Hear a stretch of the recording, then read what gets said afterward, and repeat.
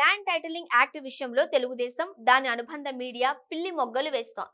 ఎలాగైనా ప్రజలను మెప్పించాలని వాళ్ళు తాపత్రయపడుతున్నారు. కాకుంటే ఇప్పుడు ఆ చట్టాన్ని తీవ్రంగా వ్యతిరేకిస్తున్న వాళ్లే జస్ట్ కొద్ది రోజుల క్రితం అబ్బో ఆ చట్టం రైతులకు చుట్టం, అసలు అలాంటి చట్టం ఉంటే భూ యజమానులు నిశ్చింతగా ఉండవచ్చు, మీ భూములు స్థలాలు కాపాడుకునేందుకు యాతన పడక్కర్లేదు అంటూ అప్పుడు చెప్పిన వాళ్లే ఇప్పుడు అమ్మో అది చట్టం కాదు భూతం అంటూ కొత్త రాగాలు అందుకుంటున్నారు.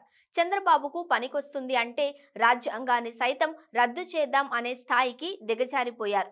చంద్రబాబు కోసం అయితే రామాయణం, ఇతిహాసాలు, బైబిల్, ఖురాన్ సైతం చదవద్దు అని చెప్పడానికి వాళ్ళు ఏమాత్రం వెనుకాడరు.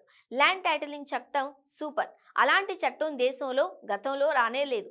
అలాంటి చట్టాలు ఉంటే ప్రజలకు నిశ్చింత, భూములకు భద్రత అంటూ TDP MLA public accounts committee chairman Payyavula Keshav కూడా ఆనాడు అసెంబ్లీలో మాట్లాడుతూ ఈ చట్టం మంచిదని, పలు దేశాలలో ఇలాంటి చట్టం ఉండడం వల్లనే అక్కడ భూ తగాదాలు లేవు అని వివరించారు.